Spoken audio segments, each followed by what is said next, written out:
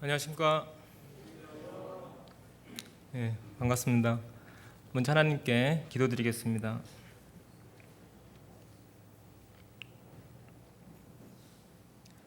거룩하시고 은혜와 사랑이 풍성하신 하나님 아버지 감사드립니다. 저희를 이 어둡고 캄캄한 세상에서 구원하여 주시고 또한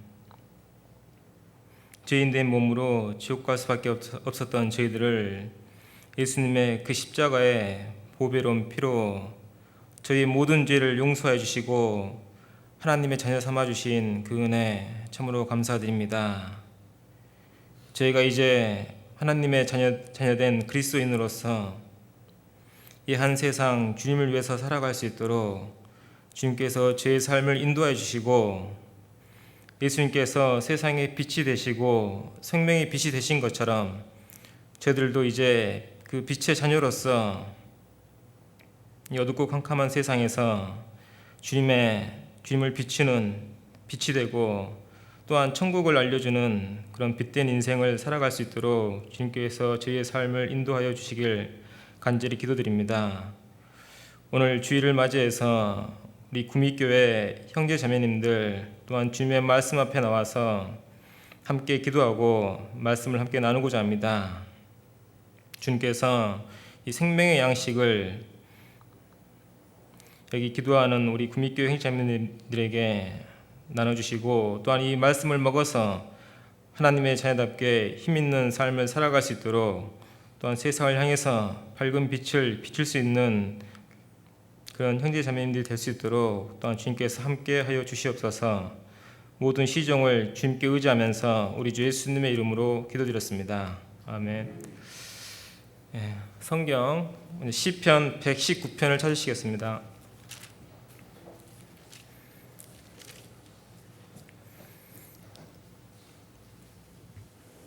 성경 119편 9절에서 11절까지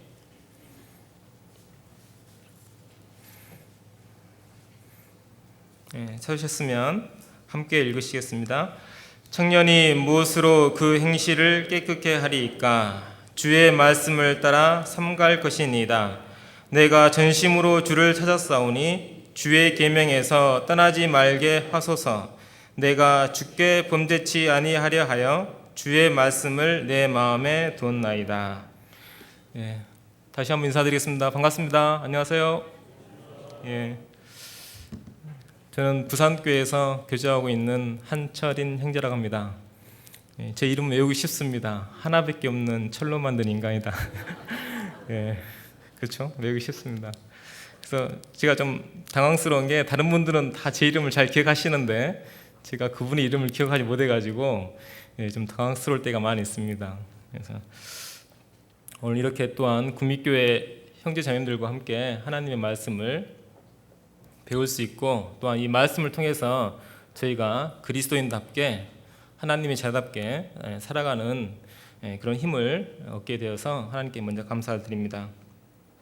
오늘 이 시편 119편 9절에서 11절까지 함께 말씀을 읽었습니다.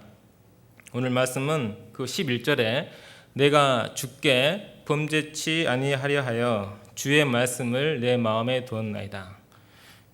이 말씀을 중심으로 해서 주의 말씀을 내 마음에 두었나이다. 이 세상을 살아가는 데 있어서 가장 중요한 것이 뭘까를 고민해보고 곰곰이 생각해보면은 정말 우리의 마음속에 이 하나님의 말씀을 담는 것이 가장 필요합니다. 그래서 오늘 이 한 시간 왜 하나님의 말씀을 마음에 담는 것이 가장 중요한 것이고 그리고 주님의 말씀은 대체 무엇이고 그리고 그 말씀을 내 마음속에 담았을 때 어떤 일이 일어나는지 그걸 통해서 그걸 함께 알아보고자 합니다. 이 시편 119편 11절 내가 주께 범죄치 아니하려 하여 주의 말씀을 내 마음에 두었나이다. 주께 범죄치 아니한다. 우리가 다 아시는 것처럼 죄는 하나님과 사람에게 짓는 겁니다. 그래서 죄의 가장 대표적인 것이 하나님께서 출애굽기 20장에 십계명을 주셨습니다. 그래서 1번부터 4번까지는 하나님께 대한 계명, 그리고 5번에서 10번까지는 사람에 대한 계명입니다. 그래서 하나님 앞에 사람이 죄를 짓는 죄 중에 가장 큰 죄가 나 이외에 다른 신을 섬기는 죄, 그 죄가 가장 큰 죄이고, 또한 사람이 사람에게 짓는 죄 중에 가장 큰 죄는 살인죄도 아니고 간음죄도 아니고 내 부모를 공경하라, 공경하지 않는 죄가 가장 큰 죄입니다. 그래서도 세상에서도 세상 죄 중에 가장 큰 죄는 불효하는 죄라고 이제 이야기하기도 합니다. 그래서 요즘 어떻습니까? 부모를 공경합니까? 부모를 공격합니까? 요즘은 부모를 공격하는 세대잖아요. 그래서 정말 세상이 가면 갈수록 더 어두워지고 죄가 더욱 충만해지는 그런 세상에서 저희 그리스도인들이 살아가고 있습니다. 그래서 이런 어둡고 캄캄한 세상에서 우리가 어떤 삶을 살아야 될지, 그래서 제일 중요한 것이 하나님의 말씀을 마음에 두는 것이다, 담는 것이다 라는 것입니다. 죄가 얼마나 무서운 것일까요? 사람이 죄를 지으면 그 죄는 누구에게 짓는 것이냐면 결국은 하나님께 죄를 짓는 겁니다. 사무엘하 11장에 보시면 다윗이 우리야 자신의 충신 우리야의 아내 밧세바를 범하는 죄가 쭉 나옵니다. 그리고 우리야의 아내 밧세바를 범하고, 그리고 이제 그 간음죄가 들통이 날 것 같으니까 전쟁터에서 싸우고 있는 자신의 장군 우리야를 소환합니다. 소환해서 다윗이 자기의 죄를 덮기 위해서 우리야를 이제 그 집으로 보냈는데 안 가잖아요. 몇 번을 보내려고 해도 안 가는 게 어떻습니까? 나중에는 우리야의 손에다가 편지를 써서 총사령관인 요압 장군에게 보냅니다. 우리야를 최전방에 내서 싸우게 하다가 갑자기 후퇴하라. 그래서 우리야하고 그 신복들 몇 명이 햇사람의 손에 죽게 됩니다. 그래서 이 다윗이 죄를 범했는데 밧세바를 취한 그 간음죄를 범하고, 그리고 이제 우리야를 죽인 살인죄, 그리고 우리야하고 또 그 신복들 몇 명이 죽었거든요. 무고하게 또 사람이 자신의 부하들이 죽었습니다. 그리고 이제 거짓말한 죄까지 한꺼번에 그 세 가지의 죄를 지었습니다. 그래서 사무엘하 11장은 어떻게 끝나냐면 여호와 보시기에 악하더라, 다윗의 행위가. 그리고 12장에는 이제 나단 선지자가 나와서 하나님께서 다윗에게 나단 선지자를 보냅니다. 보내서 다윗에게 그 다윗의 죄를 책망합니다. 책망할 때 어떻게 책망합니까? 제일 처음부터 이렇게 너가 하나님께 죄를 범했다 그렇게 말하지 않고, 어느 성에 두 사람이 있었는데 부자하고 가난한 사람이 있었다. 근데 부자는 양도 많고 소도 많고 소유가 풍부했고, 그 한 가난한 사람에게는 오직 암양 새끼 한 마리가 있었을 뿐이다. 그 가난한 사람은 그 암양 새끼를 정말 자기 딸처럼 보살피고 키웠는데, 어느 날 이 부자에게 한 손님이 찾아왔는데 그 부자가 자기의 양을 잡아서 그 손님을 대접한 것이 아니고 그 가난한 사람의 암 염소를 잡아가지고 이렇게 그 손님을 대접했다. 당신이면 어떻게 하겠습니까? 그러니까 어떻습니까? 다윗이 노가 크게 노를 발하여서 그런 사람은 죽일지니라. 그리고 4배로 물려줘야 할 것이다. 그러니까 나단 선지자가 다윗을 향해서 당신이 그 사람입니다. 책망합니다. 그리고 나단 선지자가 하는 말이 내가 여호와의 말씀을 업신여기고 나 보기에 악을 행하였다라고 말합니다. 다윗이 사람에게, 그렇죠? 우리야하고 밧세바에게 죄를 범했는데 나단 선지자를 통해서 하나님께서 뭐라고 말씀하시냐면 내가 여호와의 말씀을 업신여기고 나 보기에 악을 행하였다. 그리고 다음 구절에는 나를 업신여기고, 그래서 사람이 죄를 짓는 것은 이 시편 119편 말씀처럼 내가 주께 범죄치 아니하려 하여, 죄를 범하는 것은 하나님께 죄를 범하는 겁니다. 나는 다른 사람에게 욕했어요. 그렇죠? 그저 미워하고 거짓말을 했어요. 그것이 하나님께 그렇게 큰 죄가 됩니까? 라고 말씀하실 수도 있습니다. 그러나 다윗은 뭐라고 말했습니까? 시편 51편 4절에 내가 주께만 범죄하여 주의 목전에 악을 행하였사오니 내가 주님께만 범죄했습니다 라고 고백합니다. 여기서 저희들이 알 수 있는 것은 죄를 짓는 것은 하나님의 말씀을 멸시하고 곧 하나님을 멸시하기 때문에 죄를 짓는 것입니다. 그리고 두 번째로 알 수 있는 것은 이 다윗의 고백처럼 이 우주 만물을 창조하신 하나님의 존재를 인정하는 겁니다. 저희들이 영생은 곧 유일하신 참 하나님과 그의 보내신 자 예수 그리스도를 아는 것입니다 라고 요한복음 17장 3절에 말씀하고 있으면서 천국에 갈 수 있는 길이 두 가지가 있는데 그 하나가 유일하신 참 하나님 그리고 그의 보내신 자 예수 그리스도를 알면 천국이다 라고 이제 말씀하고 있습니다. 유일하신 참 하나님이 누굽니까? 창조자 하나님이시거든요. 창조자 하나님. 그래서 어떻게 보면 신앙의 기본은 하나님은 누구시느냐? 하나님은 좋으신 분이다. 하나님은 은혜로우신 분이다.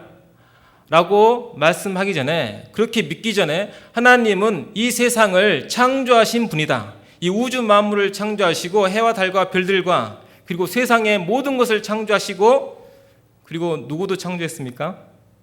나도 창조했다는 겁니다. 그런데 많은 분들이 하나님 어떤 분이시죠 하면은 이 우주 만물을 창조했죠. 그 지구도 만드셨죠. 동물과 식물 다 만드셨죠. 그리고 한 가지 빼먹는 것은 자기를 만들었다, 자신을 창조했다는 것을 많은 분들이 깜빡깜빡하고 삽니다. 창조자 하나님을 인정할 때 그 창조 속에 나도 포함되어 있다는 것을 아시는 것이 정말 중요합니다.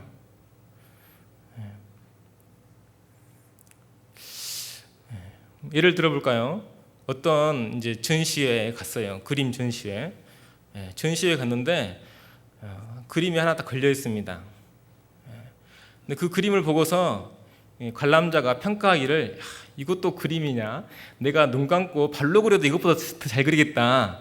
그러면 그 그림을 욕한 겁니까? 그림을 그린 화가를 욕한 겁니까? 화가를 욕한 것이죠.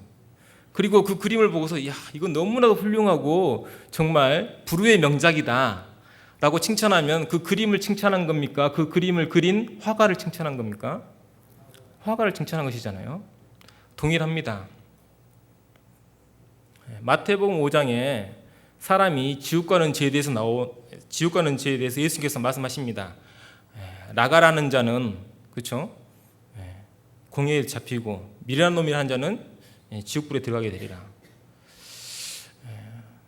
내가 왜 다른 사람에게 나가, 이 바보야 이렇게 욕을 했는데 그것이 왜 지옥과는 죄가 됩니까? 그것은 그 사람을 만드신 하나님을 욕한 거예요. 하나님, 이 사람을 왜 이렇게 바보처럼 만들었습니까? 그것은 하나님의 실력이 없다는 거잖아요. 하나님을 욕한 겁니다. 그래서 우리가 사람과 사람 사이에 죄를 지어도 그 죄 때문에 지옥 가는 겁니다. 그래서 정말 욕하는 죄, 거짓말하는 죄, 그 죄 하나만 걸려도 하나님 앞에서 지옥 가는 죄가 됩니다. 우리가 어떻습니까? 친구에게 욕을 합니다. 그러면은 신상에 문제가 있어요? 없어요? 없죠? 친구에게 야 이 바보야 라고 욕을 했는데 신상에 별 문제가 없어요. 서로 그렇게 욕하고 살지 않습니까? 요즘 특히 이제 중고등학생들은 욕을 입에 달고 살잖아요. 욕을 안 하면 대화가 안 될 정도로. 그러니까 별 신상에 문제가 없어요. 그런데 만약에 내가 그 욕을 만약에 박근혜 대통령에게 했다. 그럼 어떻게 됩니까? 똑같은 욕이잖아요. 그런데 대상이 틀릴 뿐이에요. 사람이냐, 아니 친구냐, 대통령이냐. 대통령께 욕 안 해보셔서 모르시죠? 국가원수 모독죄로 감옥 갑니다. 친구에게 욕할 때는 아무 문제가 없어요. 이와 같이 저희들이 이 죄에 대해서 정말 무서워하셔야 됩니다. 죄를 짓는 것을. 내가 주께 범죄치 아니하려 하여 주의 말씀을 내 마음에 두었나이다. 근데 그러신 분도 계실 거예요. 왜 이렇게 아침부터 죄 이야기하지? 하나님께 좋은 말씀 드리려고 왔는데. 그러나 우리의 실상을 먼저 아셔야 됩니다. 실상을. 정말 내가 죄를 짓는 것은 누구에게 죄를 짓는 것이냐면 우주 만물을 창조하신 하나님, 인류 역사를 이끌어 가신 하나님, 우리를 영원한 천국으로 보내주실 그 하나님께 죄를 짓는 겁니다. 그래서 조그만 죄라도, 허리만한 죄라도 있으면 그게 지옥 갈 죄가 되는 겁니다. 잠언 14장 31절에는 가난한 사람을 학대하는 자는 그를 지으신 이를 멸시하는 자요. 너는 이렇게 가난하게 사냐? 나는 부자고. 너 왜 이렇게 못났느냐? 하면은 그렇게 그 사람을 멸시하면은 결국은 누구를 멸시하는 거냐면 그를 지으신 이가 누구시죠? 하나님이시지 않습니까? 하나님을 멸시하는 거고 하나님을 무시하는 겁니다.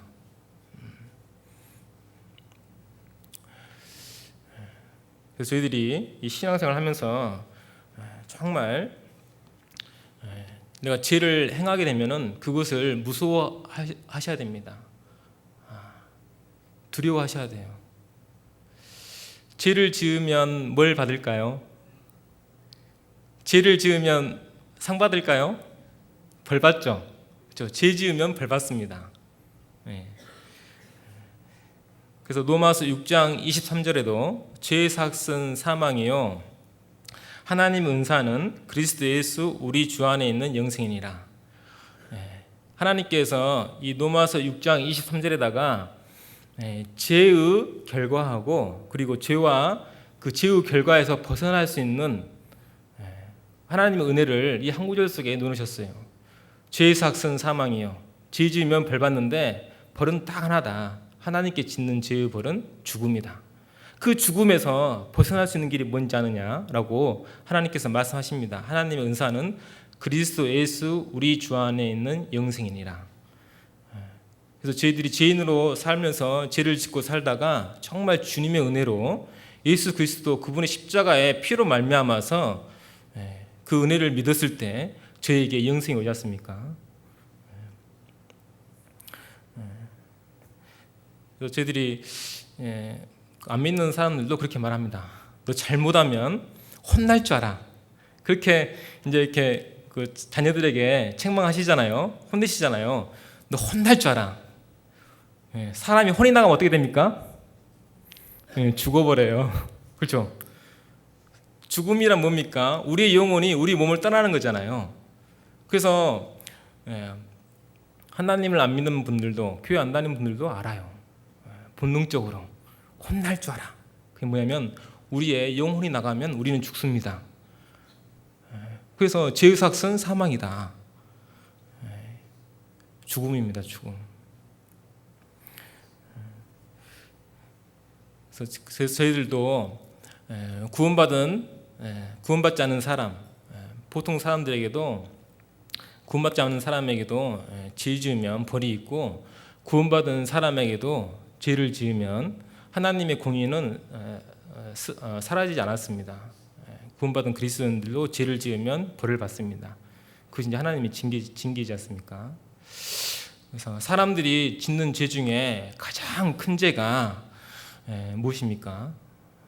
사람들이 짓는 죄 중에 가장 큰 죄, 그것은 믿지 않는 죄입니다.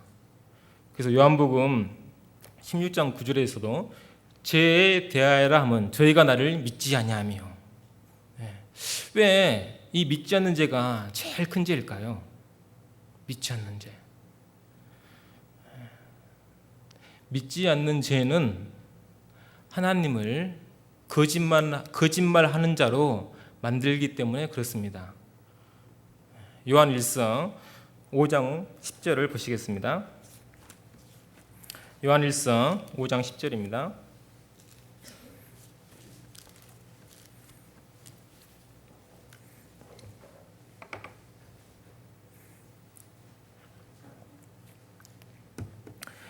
요한일서 5장 10절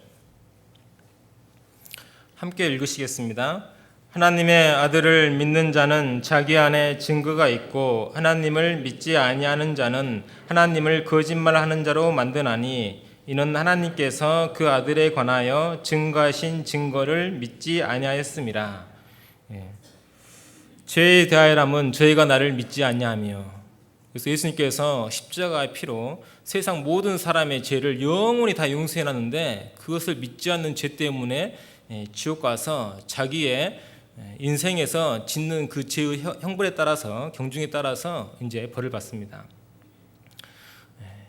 그래서 세상에서 가장 큰 죄는 뭐냐면 믿지 않는 죄입니다. 사람을 죽인 죄도 아니고 부모를 공경하지 않는 죄도 아니요, 하나님을 믿지 않는 죄, 하나님의 그 은혜를 믿지 않는 죄가 가장 큰 죄입니다. 왜 그러냐면 이 요한일서 5장 10절의 말씀처럼 하나님의 아들을 믿는 자는 자기 안에 증거가 있고, 예수 그리스도 그분을 받아들임으로써, 믿음으로써 내 안에 증거가 있는데 그것은 성령이 내 안에 들어오신 거고, 하나님을 믿지 아니하는 자는 하나님을 거짓말하는 자로 만드나니, 이 창조주신 하나님을 피조물인 사람이 하나님을 거짓말하는 자로 만들어 버리는 겁니다.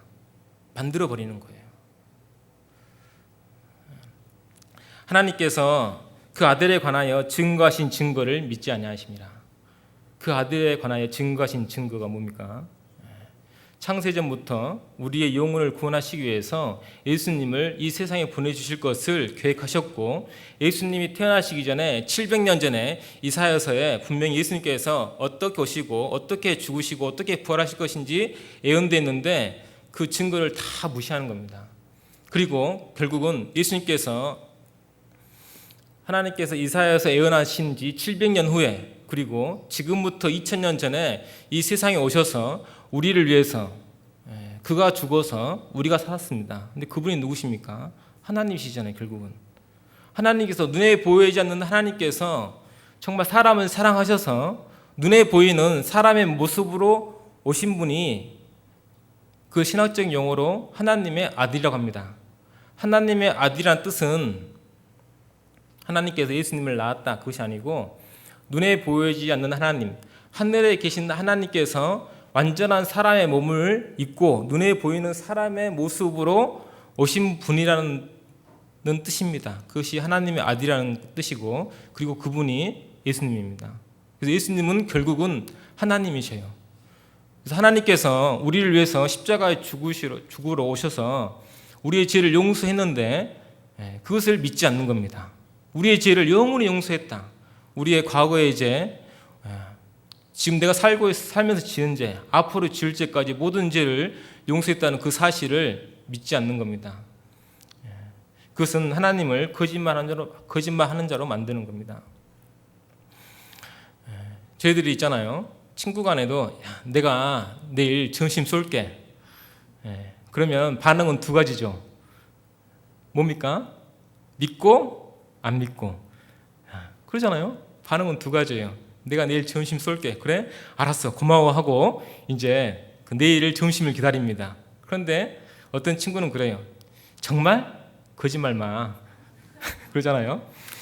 내가 너하고 친구 됐는데 10년 지기인데 한 번도 내가 너한테 점심 얻어먹은 적이 없다.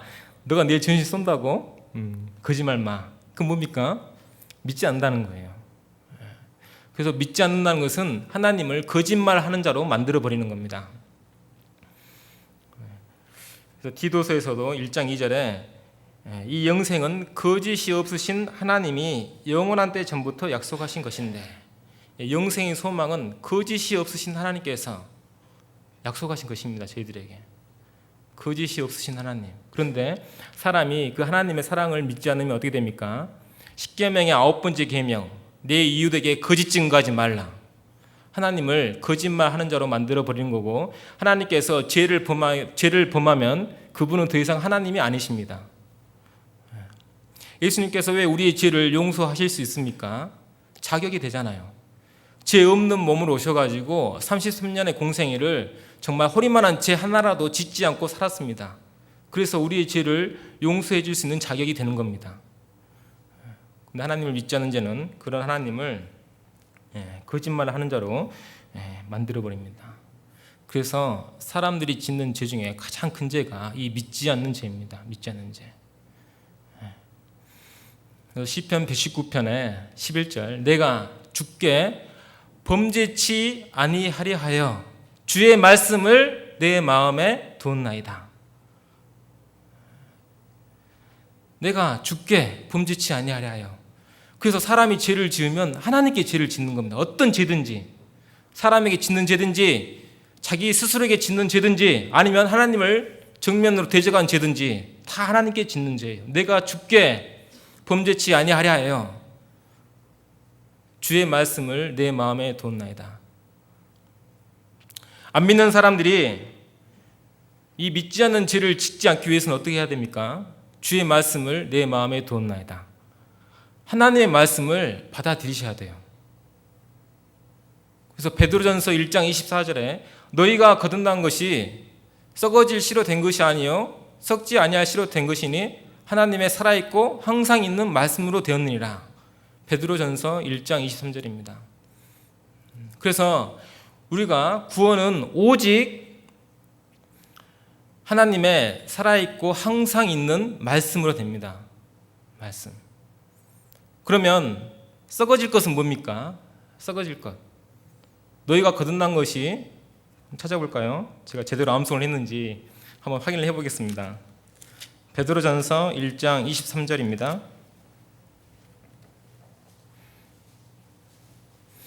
베드로전서 1장 23절,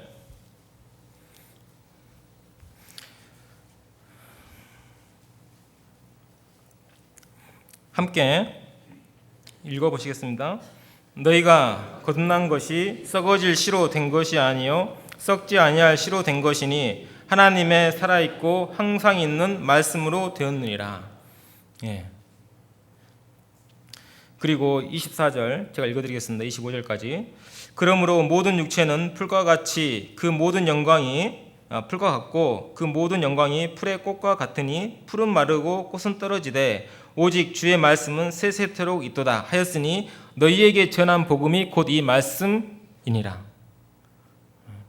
그래서 저희들이 너희가 거듭난 것, 저희들이 구원받고 영생을 얻게 된 것은 썩어질 씨로 된 것이 아니요 썩지 아니할 씨로 된 것이니 하나님의 살아있고 항상 있는 말씀으로 되었느니라.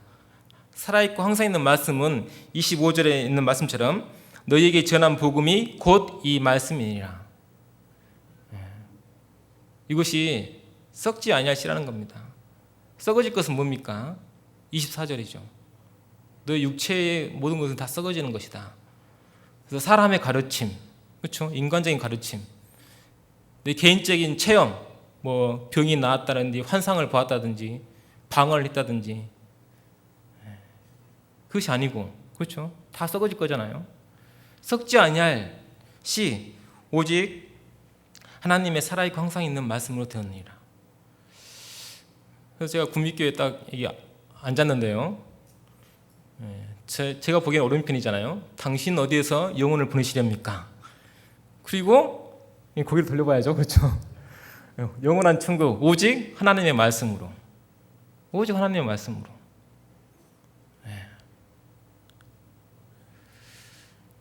내가 주께 범죄치 아니하려 하여 주의 말씀을 내 마음에 두었나이다. 구원 안 받은 사람은 주께 범죄한 게 뭡니까? 하나님의 그 사랑과 은혜를 믿지 않는 것이 주께 범죄하는 거고, 그걸 하지 않기 위해서는 하나님의 말씀을 마음에 두어야 됩니다. 마음에 담아야 돼요. 그래야 하나님께 범죄치 않고 천국에 가는 겁니다.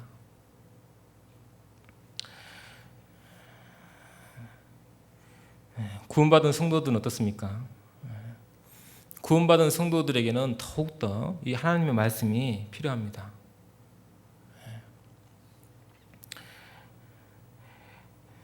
신앙은 뭡니까? 신앙은 죄를 버리고 하나님의 말씀을 사모함으로써 깨끗한 생활이 신앙생활입니다.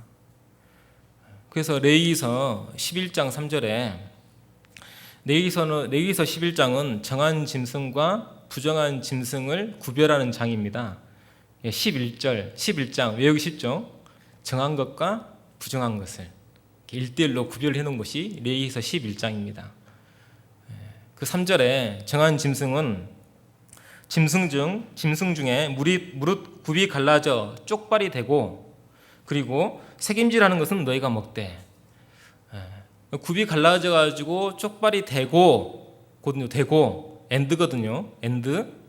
그리고 새김질하는 짐승은 너희가 먹어라. 왜? 정하니까. 굽이 갈라졌다는 것은 다 아시는 것처럼 세상과 구별되는 겁니다. 구별되면 어떻게 돼요? 죄를 버리는 거잖아요. 그리고 책임질을 하는 겁니다.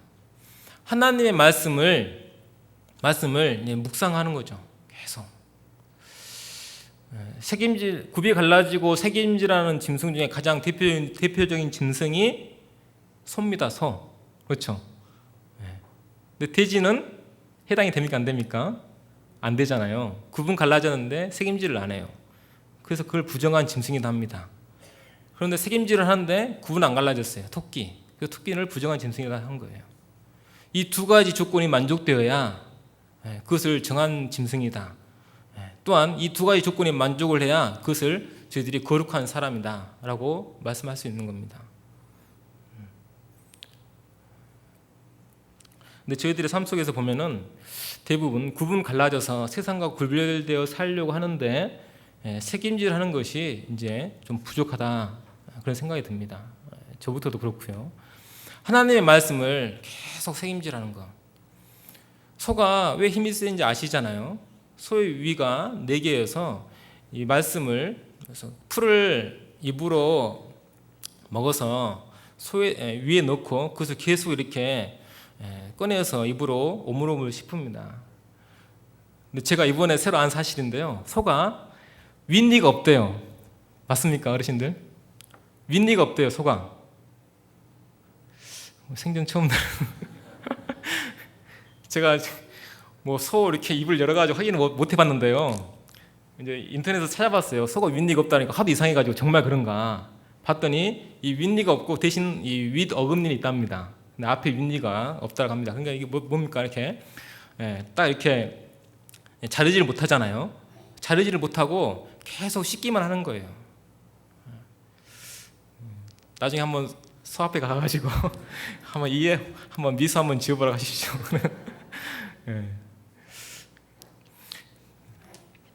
소고기는 맛있습니까? 맛없습니까? 맛있잖아요. 그래서 이렇게 그 풀을 먹고 사는 짐승의 고기를 저희들이 주로 먹습니다. 맛있게 먹잖아요. 그처럼 저희들이 소가 힘이 센 이유가 그런 풀을 먹지만 그것을 계속 되새김질해서 충분한 에너지를 가지고 있기 때문에 소가 힘이 세고 또한 소고기가 맛있습니다. 그런 비유를 들자면 저희들의 삶도 정말 이 하나님의 말씀을 계속 되새김질을 하고 그러면은 정말 신앙에 힘이 생깁니다. 힘이 생겨요. 그리고 정말 그분은 맛있는 사람이 되는 겁니다. 맛있는 사람이니까 너무 또 오해하시면 안 됩니다.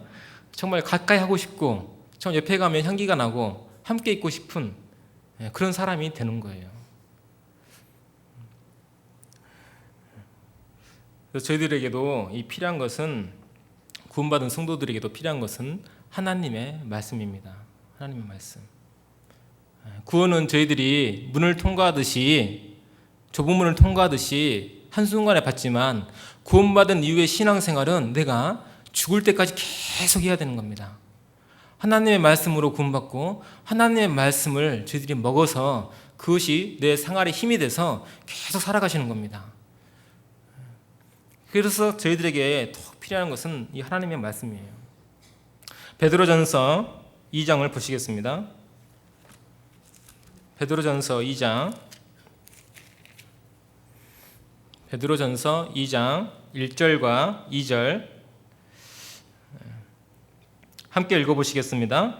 그러므로 모든 악독과 모든 계율과 외식과 시기와 모든 비방하는 말을 버리고 갓난 아이들 같이 순전하고 신령한 젖을 사모하라. 이는 이로 말미암아 너희로 구원에 이르도록 자라게 하려 함이라.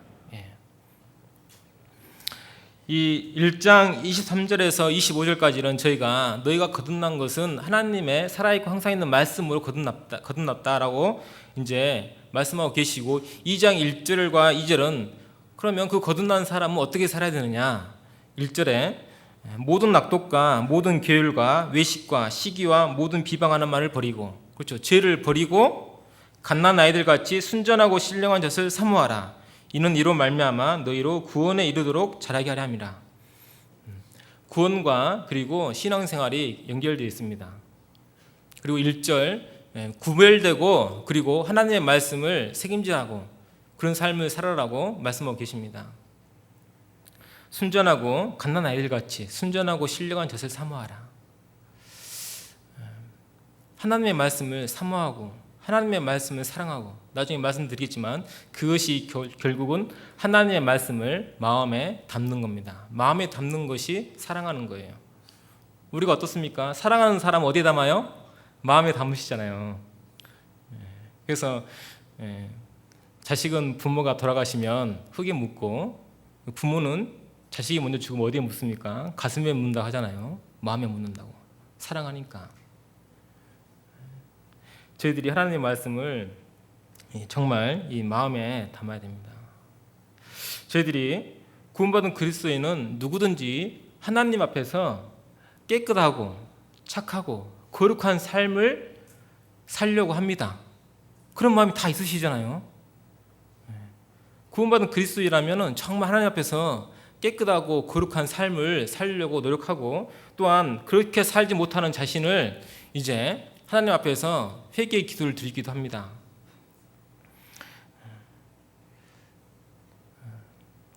그래서 저희들에게 정말 필요한 것은 이 하나님의 말씀이에요. 그래서 마태복음 4장 4절에 다 암송하실 수 있으시죠? 마태복음 4장 4절, 사람이 떡으로만 살 것이 아니요 하나님의 입으로 나오는 모든 말씀으로 살 것이니라 하였느니라 하시니. 사람이 떡으로만 살 것이 아니요 하나님의 입으로 나오는 모든 말씀으로 살 것이니라 하였느니라 하시니. 앞에 나와 있는 단어가 사람입니다. 사람이. 사람은 짐승하고 동물하고 차이점이 뭡니까? 동물은 입으로만 먹으면 만족해요. 입으로 먹어서 배가 부르면 만족합니다. 그러나 사람은 입으로 먹어서 배가 불러도 만족하지 못해요. 왜 그렇습니까? 영혼이 있기 때문에 영혼의 양식을 먹어야 됩니다. 그래서 사람이 떡으로만 살 것이 아니요 하나님의 입으로 나오는 모든 말씀으로 살 것이니라 하였느니라 하시니. 그래서 사람이라면 입으로는 떡을 먹어야 되지만 우리의 마음으로는 이 하나님의 말씀을 먹으셔야 됩니다. 그것이 사람입니다. 사람. 죄송한 말씀이지만 이 하나님의 말씀에 관심이 없고 영적인 영혼의 양식에 관심이 없으면 그분은 어떻게 보면 짐승과 같은 삶을 사다 가시는 거예요. 입으로 먹는 거 중요하죠. 그래야 저희들이 몸이 살지 않습니까? 그것보다 더 중요한 것은 하나님의 말씀을 먹으셔야 됩니다. 그래야 우리 영혼이 삽니다. 영혼이 살아요.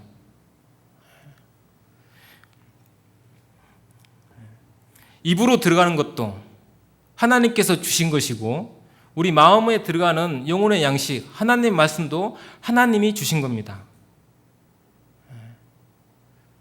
요한복음 6장에 오병이어의 기적이 나옵니다. 물고기 2마리하고 또 5개로 5,000명 이상이 먹었잖아요. 그리고 12광주를 남겼습니다. 이걸 보고 유대인들이 예수님을 왕으로 삼으려고, 임금 삼으려고 예수님을 잡으려고 합니다. 예수님이 도망가 버리시잖아요. 그 다음에 유대인과 예수님이 만났어요. 그때 하신 말씀이 무엇인지 아십니까? 너희가 썩어질 것을 위하여 일하지 말고 썩지 아니할 양식을 위하여 일하라. 유대인들이 하는 말이, 하나님께서는 우리에게 하늘에서 만나를 주셨습니다 라고 말해요. 예수님께서 뭐라 하십니까? 그 하늘에서 내린 만나를 먹고도 사람이 죽었다. 나는 하늘에서 내려온 산 떡이다. 생명의 떡이다. 라고 말씀하십니다. 그래서 이 떡을 먹는 자는 영원히 죽지 않는다라고 예수님께서 말씀하셨습니다. 이 말씀을 곰곰이 생각해 보면요, 정말 맞죠. 우리가 이 몸은 썩어집니다. 그렇죠? 몸은 계속 변화되고 있습니다. 변화되고 있잖아요. 어렸을 때는 얼마나 다들 예쁘셨죠? 태어날 때 정말 살도 말랑말랑하시고 그렇잖아요. 그런데 시간이 지나면 지날수록 점점 변해요. 어떻게 변해갑니까? 흙으로 변해가잖아요. 흙으로. 그래서 늙을 노자가 아시죠? 흙토에다가 변화를 화자. 흙으로 점점 변해갑니다. 그것이 썩어지는 거잖아요. 흙으로 돌아가는 것이. 어르신들 이런 욕도 하시잖아요. 에이 썩어질 거야 하시잖아요. 왜 그렇습니까? 육신은 썩어질 것을 계속 먹기 때문에 썩어집니다. 그리고 끝납니다. 우리 음식은 썩어질 거잖아요. 음식 오래 놔두면 어떻습니까? 다 썩어버리잖아요. 먹으면 배탈 납니다. 그래서 학교생에 가실 때 김밥 싸가지 말라고 하시잖아요. 아시죠? 김밥 그 차에서 드시다가 식중독 걸리셔가지고 문제됐잖아요. 우리의 육신은 썩어질 것이기 때문에 썩어질 것을 먹어야 됩니다. 그러나 우리의 영혼은 영원히 썩지 아니할 것이에요. 그래서 썩지 아니할 것을 먹어야 됩니다. 그것이 뭡니까? 하나님의 살아있고 항상 있는 말씀, 영원히 변하지 않는 불변의 진리, 그것을 사람이 먹어야 됩니다. 그래서 영생을 얻고 영원히 변치 않는, 진동치 않는 나라 천국에서 우리가 하나님과 영원히 사실 수 있는 거예요. 그래서 마태복음 4장 4절에 하나님 사람이 짐승이 안 되어 있습니다. 동물이 안 되어 있어요. 식물이라고 안 되어 있고 사람이 떡으로만 살 것이 아니요 하나님의 입으로 나오는 모든 말씀으로 살 것이니라. 그래서 저희들이 하루 3끼 먹는 것도 정말 중요한데 그것보다 더 중요하고 생각해야 될 것은 하나님의 말씀을 공급받는 것.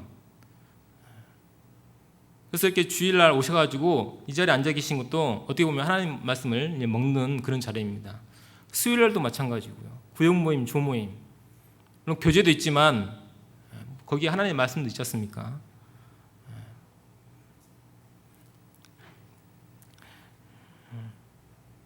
그래서 저희들은 이 영혼의 양식, 하나님의 말씀을 먹어야 됩니다. 하나님께서 이 영혼의 양식, 주의 말씀을 뭐라고 말씀하십니까? 하나님의 살아있고 항상 있는 말씀이다 라고 말씀하시고 요한복음 17장 17절에는 저희를 진리로 거룩하게 하옵소서 아버지의 말씀은 진리니라. 항상 있고 살아있는 것은 변치 않는 거지 않습니까? 그 변치 않는 것은 진리라고 할 수 있습니다. 그리고 이 순전하고 신령한 젖이다.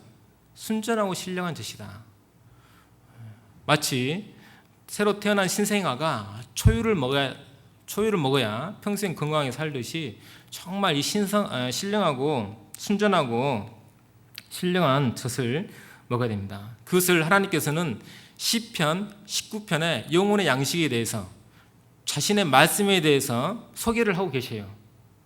근데 이 영혼의 양식은 얼마나 어떤 것인지 아느냐라고 시편 19편에 소개하고 계십니다. 함께 찾아보시겠습니다. 시편 19편 7절입니다. 시편 19편 7절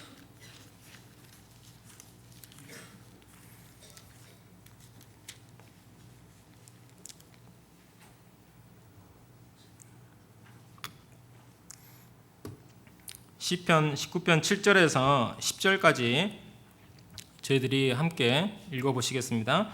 여호와의 율법은 완전하여 영혼을 소성케 하고 여호와의 증거는 확실하여 우둔한 자로 지혜롭게 하며 여호와의 교훈은 정직하여 마음을 기쁘게 하고 여호와의 계명은 순결하여 눈을 밝게 하도다. 여호와를 경외하는 도는 정결하여 영혼까지 이루고 여호와의 규례는 확실하여 다 의로우니 금 곧 많은 정금보다 더 사모할 것이며 꿀과 성의꿀보다 더 달도다. 여호와의 율법, 여호와의 증거, 여호와의 교훈, 여호와의 계명, 여호와를 경외하는 도, 여호와의 규례, 이걸 두 절 하면은 성경이라고 말씀드릴 수 있습니다. 하나님의 말씀은 완전하여 영혼을 소성케 하고, 영혼은 영원한 것이기 때문에 완전한 것이 아니면 우리 영혼이 살아날 수가 없습니다. 우리 영혼을 소성케 한다. 영혼이 살아나는 것은 여호와의 율법은 완전하여, 하나님의 말씀 완전하시잖아요. 주님의 은혜는 완전합니다. 부족함이 없어요. 그래서 주님의 말씀 외에는 우리가 살 수 있는 방법이 없습니다. 여호와의 율법은 완전하여 영혼을 소성케 하고, 여호와의 증거는 확실하여 우둔한 자로 지혜롭게 하며, 하나님이 없다, 그런 분을 성경에서는 미련한 자라, 미련한 자는, 어리석은 자는 그 마음에 이르기를 하나님이 없다도다. 아무리 세상에 지혜롭고 뛰어난 사람이라 할지라도 하나님을 인정하지 않고, 하나님께서 창조주 하나님이심, 그리고 예수 그리스도 십자가 복음을 인정하지 않는 그 사람은 하나님 보시기에는 어리석은 사람입니다. 비록 사람이 보기에는 정말 지혜롭고 총명하고 똑똑한 사람이라 할지라도 그 지혜와 총명은 인생 7, 80년 하면 끝입니다. 그러나 정말 우리가 비록 어리석고 우둔하지만 이 하나님의 말씀을 마음에 두면은 정말 지혜롭게 됩니다. 지혜로워져요.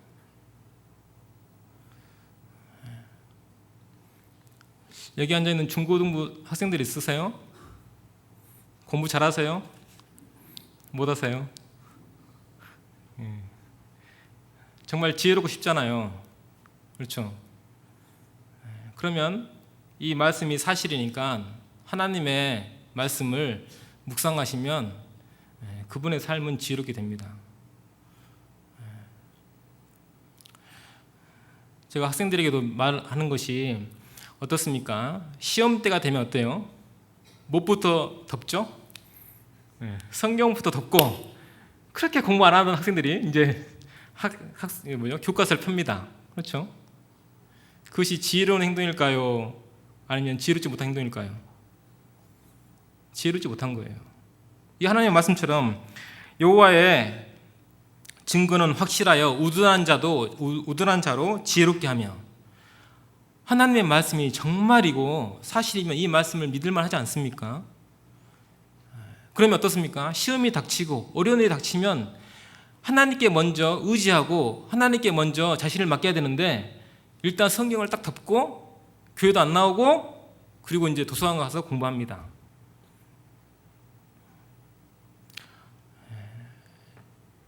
넌 범사의 그를 인정하라고 했잖아요. 하나님께서 전대에 구멍을 내듯이 이렇게 구멍을 톡톡 내놓으셔요.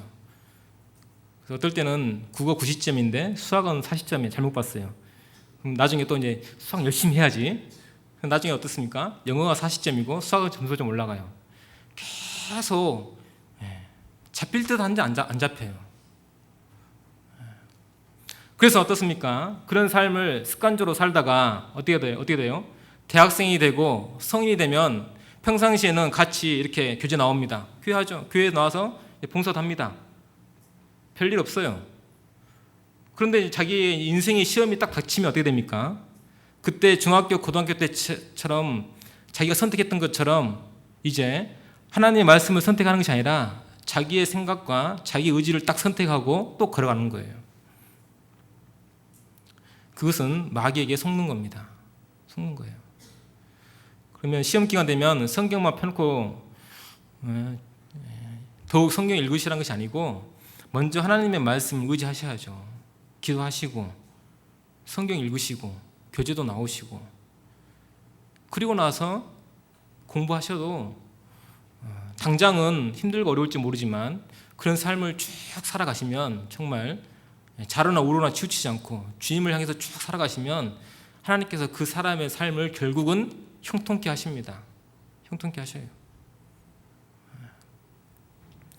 어른들도 마찬가지죠. 평상시에는 이렇게 앉아 있습니다. 그러나 인생의 어려운 문제가 딱 닥치면 어떡합니까? 성경부터 딱 접어요. 교회 안 나오시잖아요. 그리고 내일 그걸 해결해 보겠다라고 신방 가면은 제가 아직 그거 정리가 안 돼가지고요. 정리되면 나갈게요. 그게 정리가 됩니까? 안 돼요. 안 되지 않습니까?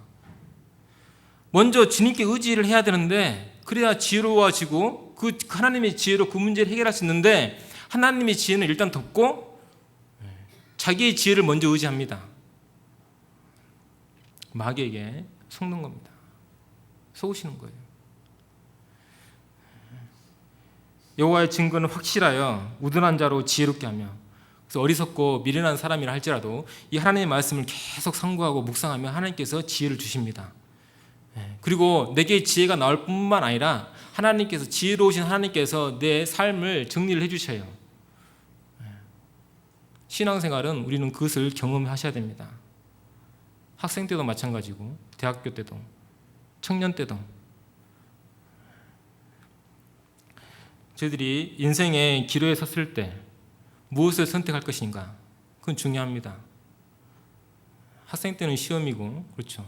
대학교 때는 취직이고, 청년 때는 뭡니까? 결혼이잖아요. 하나님의 말씀을 선택해서 말씀대로 살면 그분의 삶이 형통해지고 정말 지혜로워집니다. 여호와의 교훈은 정직하여 마음을 기쁘게 하고, 우리 부모들이 언제 제일 마음이 기쁩니까? 자녀들이 정직할 때 마음이 기뻐요. 그렇잖아요. 비록 공부는 못해도 쟤는 심성이 착해요. 마음은 정직해요.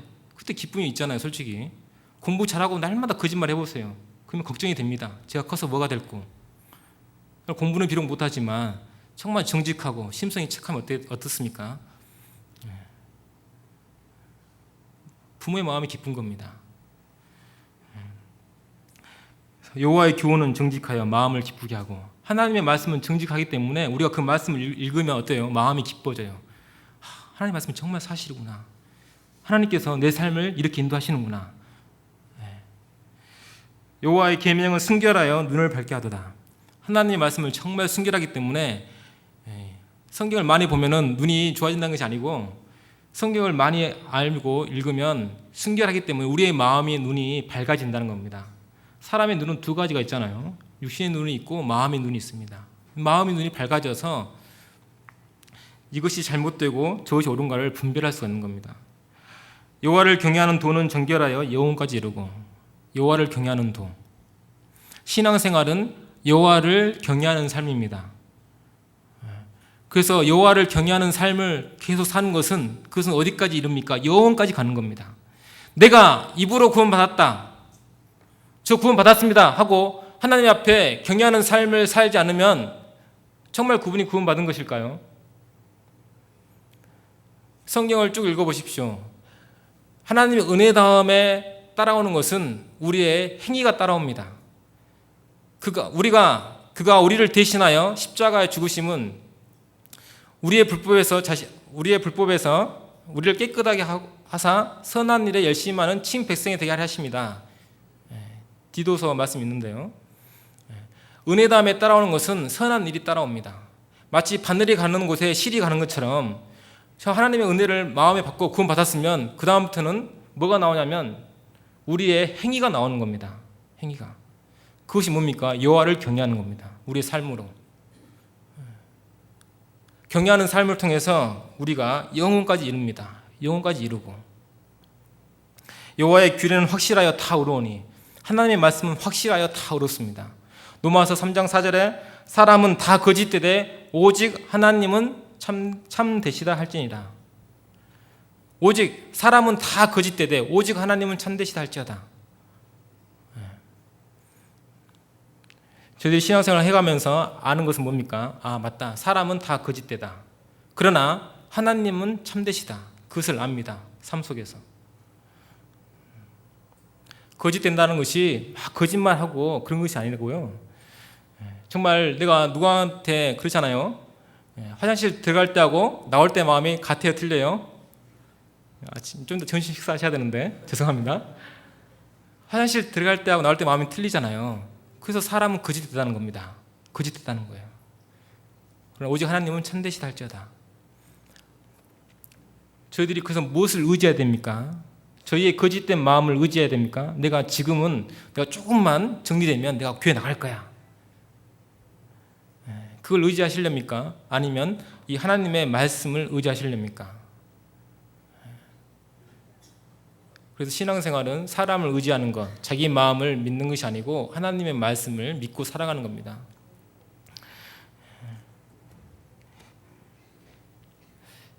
저희들이 그래서 이 인생 한평생을 살아가실 때 우리가 마음속에 담아야 될 것이 무엇인가 고민을 해보셔야 됩니다. 시편 19편 펴놓으셨죠? 거기 10절 제가 읽어드리겠습니다. 금, 곧 많은 정금보다 더 사모할 것이며 꿀과 성의꿀보다 더 달도다. 이 하나님의 말씀, 성경이 금, 곧 많은 정금보다 더 사모할 것이며 꿀과 성의꿀보다 더 달도다. 금은 뭡니까? 재물, 돈. 인생의 목표가 그런 분 있잖아요. 돈 버는 것, 출세하는 것, 성공하는 것. 그것이 금이라 할 수 있습니다. 많은 정금이라고 할 수 있어요. 많은 정금. 출세하면 돈이 따라오잖아요. 꿀, 송이꿀보다 더 달도다. 꿀은 뭡니까? 내 인생의 즐거움, 쾌락, 취미생활. 이런 것보다 더 내 마음에 담아야 될 것은 그렇죠. 하나님의 말씀이라는 겁니다. 이 컵에는 뭐가 담겨 있어야 가장 보기 좋습니까? 이 컵에 금이 담겨 있어요. 그럼 보기 좋습니까? 지금은 당장 보기 좋겠죠. 야, 이 금 팔면은 큰 돈 되겠다. 그런데 사막에 이 물 한 컵이 있어요. 그때도 이 컵 속에 금이 담겨 있는 걸 좋아할까요? 물이 담겨 있는 걸 좋아할까요? 뭘 좋아할까요? 그래도 계속 금이에요? 네, 물입니다, 물. 생명을 살리는 물이 담겨 있을 때 이 컵은 가치가 있는 겁니다. 그렇잖아요? 그러면 우리들 몸은 무엇을 담고 있어야 가장 가치가 있겠습니까? 오늘 차양대 찬송하셨잖아요. 생명수. 그렇잖아요? 하나님의 말씀을 내 마음에 담고 있어야 그분의 삶이 가장 가치 있는 삶이 되는 겁니다. 어떤 분은 돈을 위해서 평생을 삽니다. 어떤 분은 자신의 건강을 위해서 평생을 살아요. 어떤 분은 자신의 출세를 위해서 평생을 바칩니다. 어떤 분은 취미를 위해서, 자기의 쾌락을 위해서 평생을 바쳐요. 우리가 그분의 삶을 뭐라고 한마디로 표현합니까? 허무한 삶이다. 가치 없는 인생이다라고 표현합니다. 솔로몬이 그걸 다 누려봤잖아요. 그래서 전도서 1장 1절에 전도서 1장에 그걸 써놓지 않습니까? 헛되고 헛되며 헛되고 헛되니 모든 것이 헛되도다. 헛된 인생입니다. 그런 인생을 사시면 정말 불행하고 그것이 어두운 인생이라고 말씀드릴 수 있습니다. 하나님의 이 말씀을 내 마음에 담고 사는 것, 하나님의 말씀을 금, 곧 많은 정금보다 더 사모할 것이요 꿀, 곧 송이꿀보다 더 달도다. 더 사모하고 하나님의 말씀을 더 사모하면서 정말 꿀보다 더 달게 여기면서 마음에 담는 삶이 정말 가치 있고 위대한 삶이라 말씀할 수 있습니다. 어떤 부자가 죽음이 가까웠습니다. 천사가 딱 찾아왔어요. 천사가 말합니다. 부자에게 한 가지 소원을 들어주겠다. 너가 지금 천국에 가는데 한 가지를 가지고 갈 수 있다. 부자가 뭘 가지고 갈까요? 자기가 평생 번 돈을, 땅도 있죠, 건물도 있죠, 현금도 많죠, 많이 있어요. 근데 그걸 가지고 가고 싶다는 거예요. 그래서 천사가 허락합니다. 좋다, 그거 가지고 와라. 그런데 어때요? 땅하고 건물 가지고 갈 수 없잖아요. 땅과 건물을 팔아서 골드 바를 샀어요. 골드, 금괴 샀습니다. 금괴 아시죠? 금괴 아시죠? 금괴를 사가지고 한 보따리 짊어지고 갔습니다. 천국 문 앞에 딱 이르렀어요. 천사가 한마디 했습니다. 보도블럭 왜 가져오셨어요? 천국은 길이 정금으로 되어 있잖아요. 그러니까 천사가 그렇게 한 말입니다. 보도블럭 왜 가져오셨냐고. 우리가 저기 길에 가다가 보도블럭 보면 막 죽고 싶으세요? 아니잖아요. 그래서 저희들이 정말 삶 속에서 담아야 될 것은 하나님의 말씀이에요. 말씀. 그래서 이 말씀을 마음에 담는 사람을 하나님께서는 너는 행복자로다 말씀하십니다. 로마서 4장에도 되어 있고요. 신명기 33장 29절에도 이스라엘이여 너는 행복자로다. 여호와의 구원을 너같이 얻은 백성이 누구냐? 사람은 돈을 왜 벌려고 합니까? 왜 건강하려고 합니까? 왜 출세하려고 합니까? 왜 취미생활을 하려고 합니까? 결국은 그거잖아요. 자신의 행복을 위해서. 행복한 삶을 살고 싶어서. 그러나 그걸 아무리 쫓아봐도 따라가려 해도 그것은 무지개처럼 손에 잡히지 않고 계속 마음에 큰 공허만이 남습니다.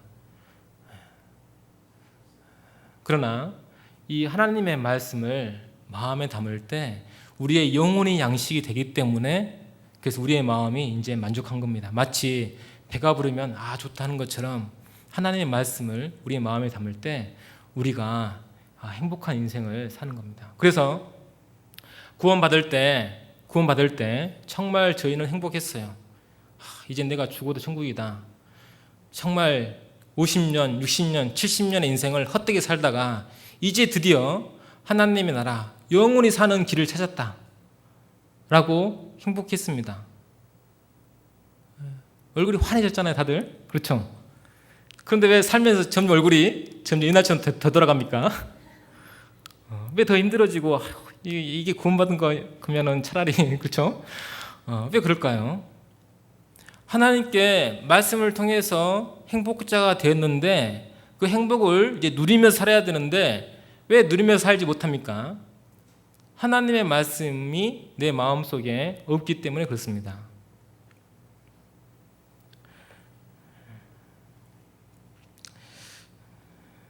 우리가 인생에 정말 어두운 길을 살아오셨잖아요. 어두운 길을 살아오셨어요. 죄의 길.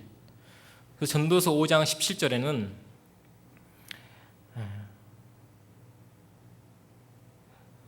평생을 어두운 데서 먹으며 병과 분노와 번뇌가 저와 함께 있느니라. 평생을 어두운 데서 먹었다라고 되어 있습니다. 인생을 표현할 때 밥을 먹을 때는 밝은 데서 드시잖아요. 먹다가 좀 어두우면 불 좀 켜라 그렇게 이야기하시잖아요. 그런데 왜 인생을 평생을 어두운 데서 먹으며라고 표현했냐면 우리가 죄 가운데서 평생을 삽니다. 하나님은 빛이시고 사람은 어둠이잖아요. 죄가 있기 때문에. 그래서 죄를 지으면서 계속 먹고 사는 거예요. 거기서 찾는 것이 행복입니다. 행복한 삶.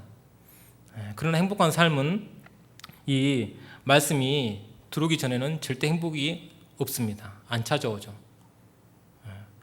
그래서 구원받으면 정말 행복자가 되는 거고 구원받은 이후에 그 행복을 누리면서 살아야 되는데 그 말씀이 마음이 없어요. 시편 잠언 찾겠습니다. 잠언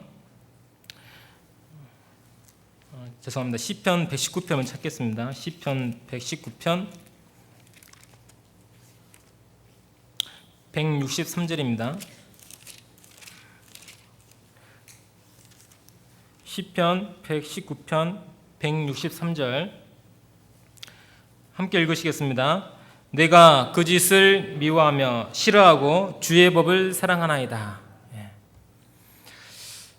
이 시편 119편에는 이 하나님의 말씀을 사랑한다, 사모한다는 말이 14번 나와 있습니다.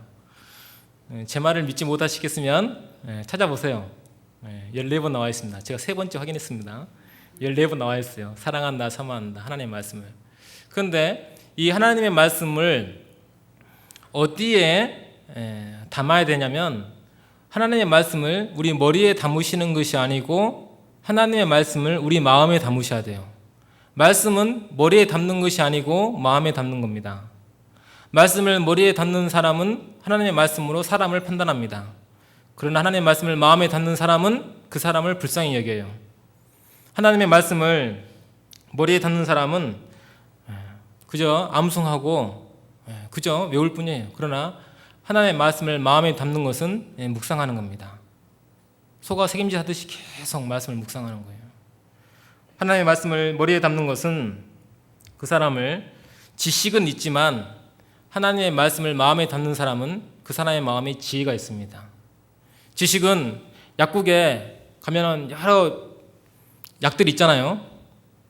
많은 수백 가지 병들이 있습니다. 그 속에 각각 다른 약이 다 담겨 있는데 그것을 지식이라 할 수 있지만 그것을 가지고 사람을 살리려면 조제를 해야 되잖아요. 조제를 해야 됩니다. 적당하게 넣어야 되고 뺄 건 빼고 그것을 지혜라고 할 수 있습니다. 하나님의 말씀을 마음에 담는 사람은 그래서 우둔한 자로 지혜롭게 하며 지혜롭게 됩니다. 하나님의 말씀을 머리에 두는 사람은 행하지 않습니다. 행하지 않아요. 그러나 하나님의 말씀을 마음에 담는 사람은 행합니다.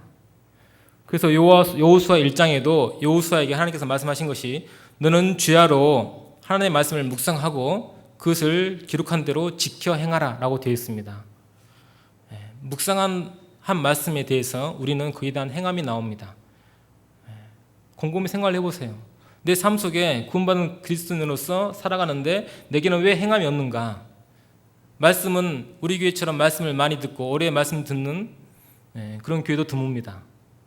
그런데 나는 왜 행함이 없을까? 말씀이 머리까지만 왔어요. 마음으로 와야 되는데. 하나님의 말씀을 머리에 두는 사람은 결국은 하나님을 멸시합니다. 그러나 하나님의 말씀을 마음에 두는 사람은 하나님을 경외하게 되어 있어요.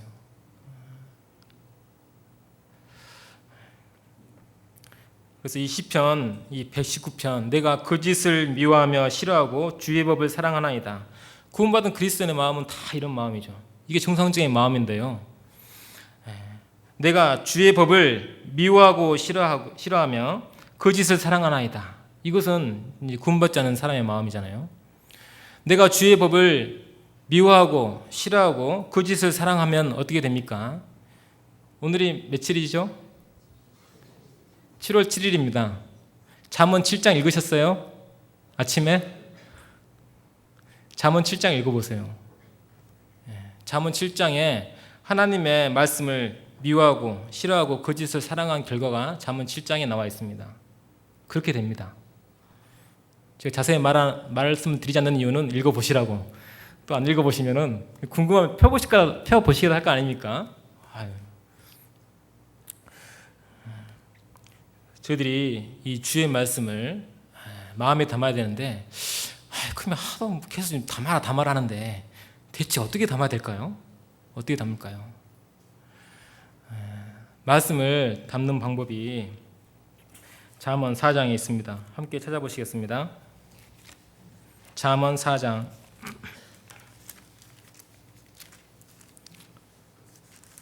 잠언 4장 20절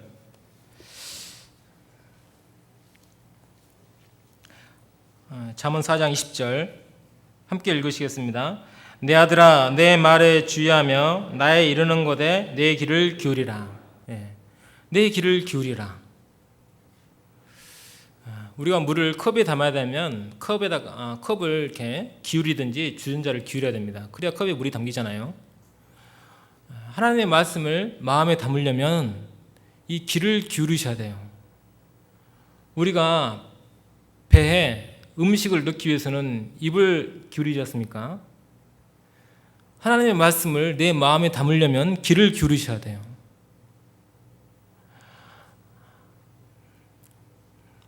많은 말씀을 들으시는데 그 말씀이 나와는 상관없이 그냥 흘러 떠내려갑니다. 히브리서 2장에서는 사도 바울이 그것을 염려했어요. 우리가 더욱 간절히 삼갈지니 우리가 모든 들은 것을 우리가 더욱 간절히 삼갈지니 혹 흘러 떠내려갈까 염려하노라. 모든 들은 것이 그냥 나와는 상관없이 그냥 흘러 떠내려갑니다. 오른쪽으로 들었다가 왼쪽으로 나가버리고 왼쪽으로 들었다가 오른쪽으로 나가버리고 마음에는 안 담기는 거예요. 귀를 기울여서 들어야 그것이 내 마음에 이게 담길 거 아닙니까? 오늘 주일이라서 말씀 들으러 왔는데 오늘 주일이니까 나 말씀 듣는다. 이런 분은 마음에 말씀을 담을 수 있을까요? 없을까요? 없죠. 그러나 주일 말씀을 들으러 올 때 오늘 하나님께서 내게 무슨 말씀을 해주실까? 내게 이렇게 어렵고 힘든 일이 있는데 이것을 말씀을 통해서 나를 어떻게 이루어 주실까? 그런 마음과 그런 길을 가지고 오신 분들은 앞에서 설교를 잘하든 못하든 그것은 상관없어요. 저는 그저 대언자일 뿐이고 하나님의 말씀이 내게 지금 흘러가고 있습니다. 가고 있는 거예요. 그런데 그냥 떠내려가는 거예요. 졸다가 떠내려가고. 그렇죠? 마음에 다른 생각하다가 흘러가 버리고.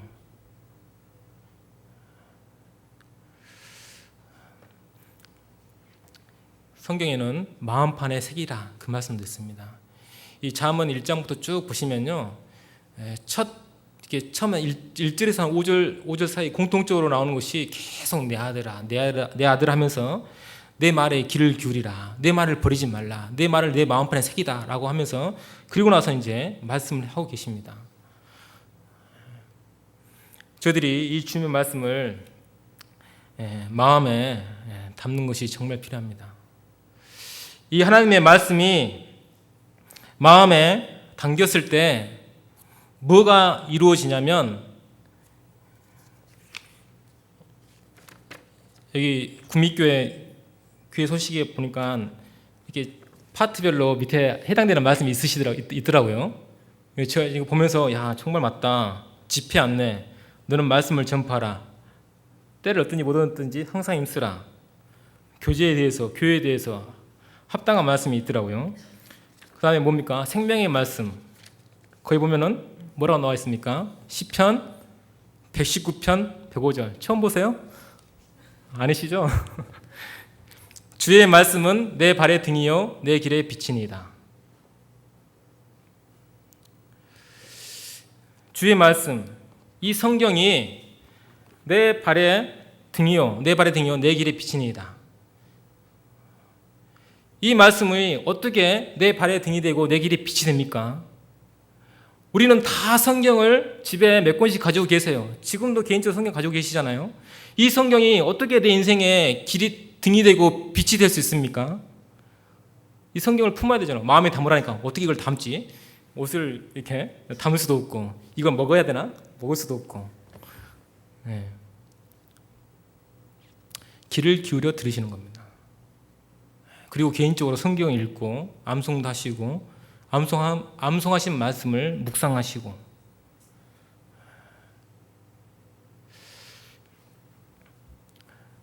제가 한 달 전에 저희 부산 교회는 금정산 그 끝자락에 있거든요. 그래서 이제 금정산에 자주 갑니다. 5월 중순경에 이제 저 중고등부 학생들하고 산행을 했습니다. 산행. 극기훈련이라고 하는데요. 극기훈련을 했는데 언제 갔냐면 밤에 갔어요. 밤에 12시에 올라갑니다. 산에 12시에. 그래서 한 5시간 정도 산을 타요. 산을 타고 이제 해돋이를 보고 내려오는 겁니다. 야간 산행이 힘들까요? 힘들지 않을까요? 낮에 산행하는 것은 갈만하잖아요. 그러나 야간에 산행하는 것은 그건 큰 모험이에요. 아무리 산에 낮에 간 산하고 밤에 간 산의 모습은 틀린다는 거 아시죠? 막 나무 위치가 변했다는 것이 아니고 길을 찾기가 힘듭니다. 그런데 아이들이 좋아했을까요? 싫어했을까요?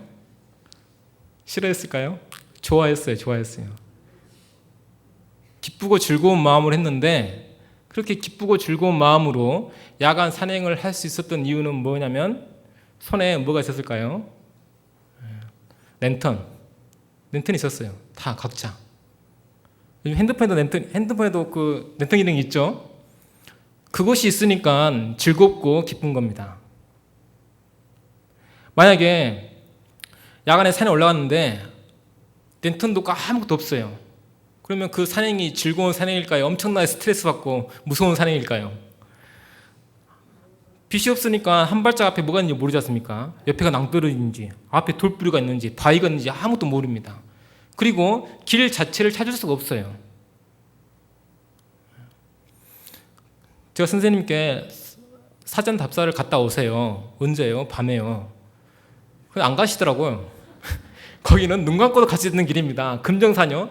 이거 전도사님 부산 오신 지 얼마 안 돼가지고 잘 모르시는데요. 거기는 우리가 그냥 길을 닦아놨어요. 그렇게 말씀하시고 밤에 답사를 안 가세요. 언제 갔냐고 제가 하도 가라고 하니까는 낮에 갔어요. 갔는데 한번 쭉 둘러본 것이 아니라 들어가는 입구에서 그냥 왔습니다. 여기서부터는 잘 아는 길이라고. 당일날 됐는데 어떻게 됐을까요? 선생님이 헤매 앞에서 길을 못 찾아가지고 제가 속으로 그랬죠. 눈 감고도 갈 수 있다면서요.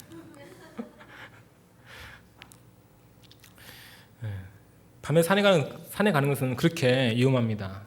그런데 왜 갈 수 있습니까? 빛이 있으니까. 랜턴이 있으니까 가는 거예요. 우리가 지금 살아가고 있는 이 세상도 정말 어둡고 점점 캄캄한 세상이 되어가고 있습니다. 그러지 않나요? 그걸 느끼지 않으십니까? 정치적으로도, 경제적으로도, 사회적으로도, 문화적으로도, 그 사람 인품적으로도. 요즘 아시죠? 동성애가 계속 허용되고 있지 않습니까? 소돔과 고모라가 왜 멸망했습니까? 동성애 때문에 멸망했거든요. 하나님께서 불로 소돔과 고모라를 죄로 만들어 버렸습니다. 그런데 사람들이 이제 그런 마음의 눈도 어두워져 가지고 그런 죄를 지어도 아무렇지도 않게 생각합니다. 그걸 이제 더 당당하게 드러나는 세상이 되어가고 있습니다. 우리가 이런 세상에서 살아갈 때 뭐가 있어야 됩니까? 빛이 있어야 돼요. 빛이. 하나님의 이 말씀이 있으셔야 됩니다. 주의 말씀은 내 발의 등이요 내 길의 빛이니이다. 어떻게 이 하나님의 말씀이 내 인생을 비추는 빛이 되고 길이 될 수 있습니까? 등이 될 수 있습니까? 그것은 하나님의 말씀을 마음에 담으시는 거예요. 그런 삶을 살 때 기쁘고 즐거운 삶을 살 수가 있습니다. 랜턴이 있습니다. 건전지가 있어요. 이렇게 있으면 소용이 없잖아요.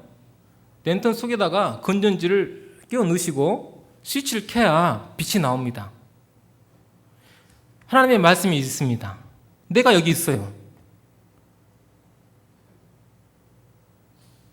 그런데 이 성경이 어떻게 내 마음속에 내 길에 빛이 되고 등이 되겠습니까? 이걸 내가 주께 범죄치 아니하려 하여 주의 말씀을 내 마음에 두었나이다. 주의 말씀은 내 발의 등이요 내 길의 빛이니이다. 하나님의 말씀이 내 마음속에 들어야 이것이 내 인생의 빛이 됩니다. 랜턴 속에 건전지가 들어가서 스위치를 켜야 빛이 나오잖아요. 많은 분들이 오해를 하시는 게 뭐냐면 내가 교회 가봤는데 별거 없더라. 하나님의 말씀을 들었는데 뭐 똑같더라. 교제에 갔는데 그저 그렇더라. 왜 그렇습니까? 하나님의 말씀에 문제가 있습니까? 교회에 문제가 있습니까? 교제에 문제가 있습니까? 자기 마음에 문제가 있는 거예요. 하나님의 말씀이 내 안에 들어와서 빛처럼 내 앞길을 밝히지 않기 때문에 교회 가서 말씀 들어도 그게 그 말씀이고 한 말씀 또 하시네 이러는 겁니다. 그리고 신앙생활에 기쁨과 즐거움이 없어요. 그것은 사람은 다 거짓되되 오직 하나님은 참되시다 할지어다. 하나님의 말씀은 틀림이 없습니다. 잘못된 것은 내 마음인 거예요. 말씀 들으실 때 졸리시죠? 그렇죠? 네. 그럼 이 하나님의 말씀에 문제가 있는 겁니까? 아니에요. 그 말씀을 듣는 우리 각자의 마음의 자세가 문제 있다라고 말씀드릴 수 있겠습니다. 감히.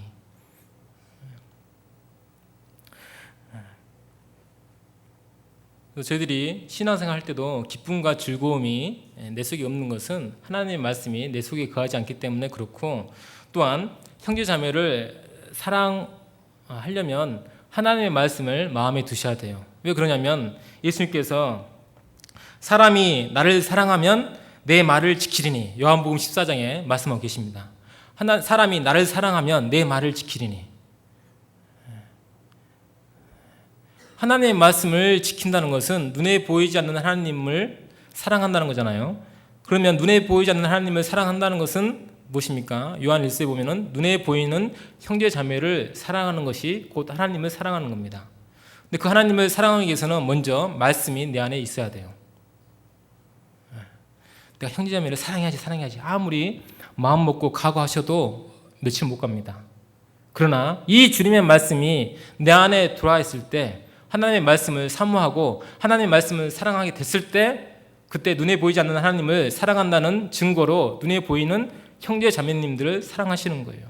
그래서 그 형제 자매님들이 내게 어떤 말을 하고 내게 어떤 상처를 줄지라도 하나님의 말씀이 내 안에 있기 때문에 그 형제 자매를 용서할 수도 있고 또한 계속 사랑할 수도 있습니다. 하나님의 말씀이 마음에 있는 사람이 오늘 로마서 12장 1절 3절 암송하셨잖아요. 하나님을 기쁘시게, 하나님을 기쁘시게.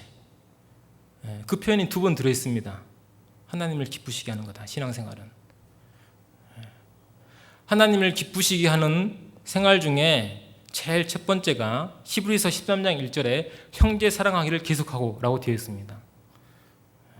하나님의 말씀이 내 안에 들어와 있어서 하나님의 말씀을 사모하고 그 사모하는 마음으로 신앙생활을 하게 되면 그것은 하나님을 기쁘시게 섬기는 생활이고, 하나님을 기쁘시게 섬기는 생활 중에 제일 첫 번째가 히브리서 13장 1절에 형제 사랑하기를 계속하고.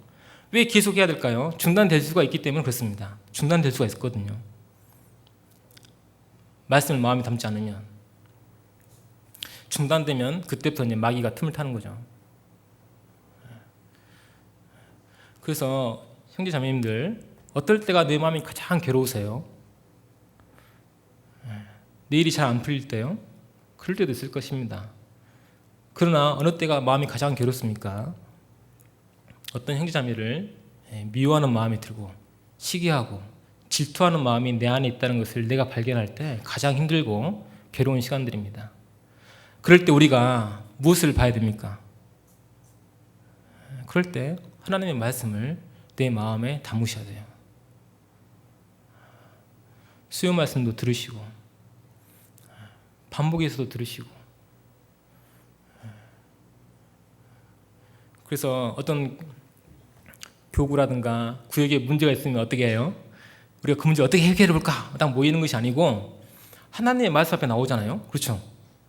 하나님의 말씀 앞에 나와서 말씀을 다시 듣습니다. 생활집회 말씀도 듣고 전도집회 말씀도 다시 듣잖아요.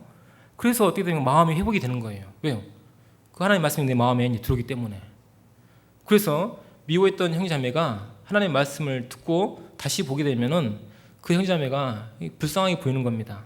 참, 저 형제도 한평생 마귀에게 속아가고 힘들고 어려운 삶을 살아왔는데, 교회 안에서 신앙생활을 해보자 하고 들어왔는데 내가 왜 그 형제자매를 미워하느냐? 사랑해야지. 정말 불쌍한 인생이잖아요. 우리 한 사람 한 사람을 놓고 보면은 정말 불쌍한 인생이잖아요. 그래서 하나님의 말씀이 마음에 담기면 기쁘고 즐거운 신앙생활을 해보게 되고, 하나님의 말씀을 사랑하게 되면 형제자매를 계속 사랑할 수가 있고, 그리고 하나님의 말씀이 내 안에 담기면 우리는 마음속에 있는 것이 나옵니다. 속에 있는 것이 나와요. 그래서 마태복음 12장 34절 35절에도 선한 사람은 그 쌓은 손에서 선한 것을 내고 악한 사람은 그 쌓은 악에서 악한 것을 내느니라. 마음에 우리는 선한 것을 쌓으셔야 돼요. 마음에. 그것이 하나님의 말씀입니다. 이 마음에 도움과 즐거움과 쾌락과 지혜를 쌓는 것이 아니고, 그러면 그분 입에서는 계속 그런 것만 나와요.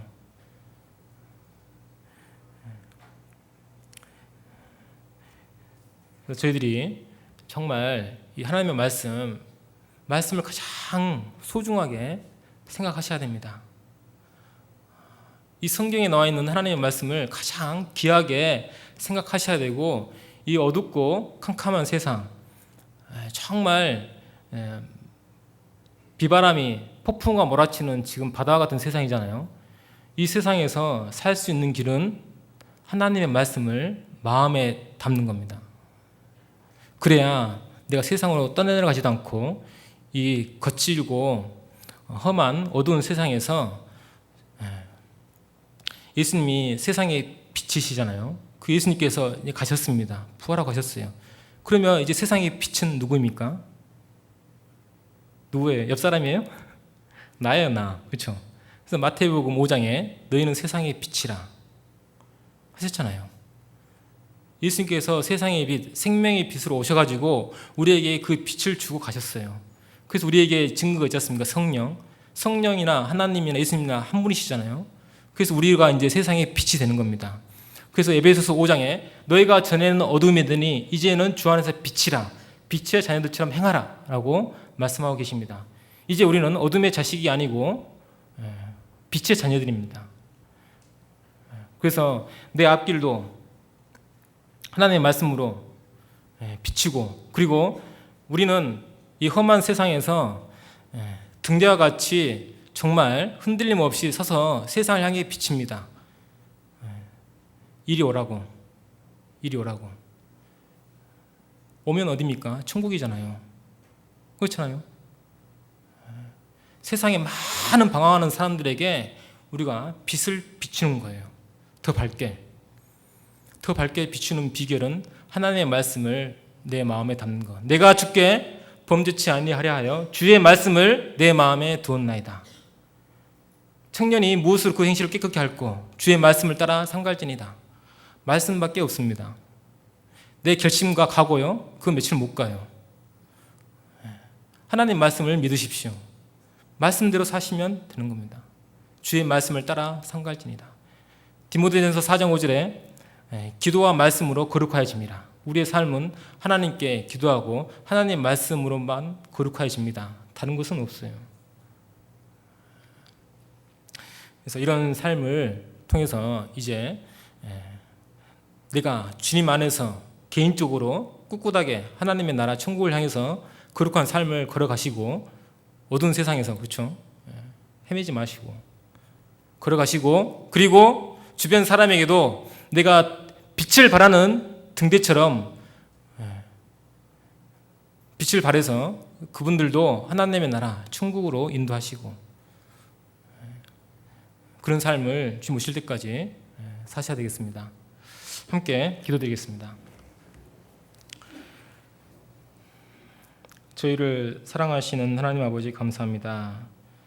참으로 예수님께서 세상의 빛으로, 생명의 빛으로 오셔서 저희의 영혼을 구원해 주시고 건져주신 그 은혜에 감사드립니다. 이제 저희가 하나님의 그 사랑을 받고 이제 저희가 세상을 향해서 빛을 비추고 또 저희의 삶을 빛된 인생 가운데서 살아갈 수 있도록 주님께서 인도하여 주시옵소서. 무엇보다도 주님의 말씀을 마음에 품고 하나님의 말씀을 사모하며 사랑하며 또한 말씀대로 행하는 삶을 살아갈 수 있도록 주님께서 인도하여 주시길 간절히 기도드립니다.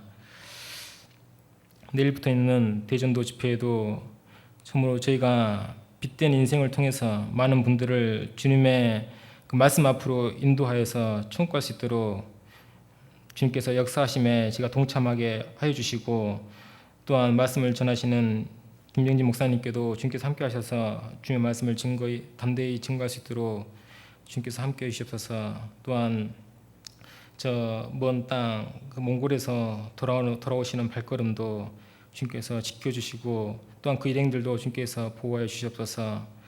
참으로 저희가 주님 오실 때까지, 주님 앞에 갈 그날까지 주님 앞에 빛된 삶을 살 수 있도록 주님께서 저희와 함께 하여 주시옵소서.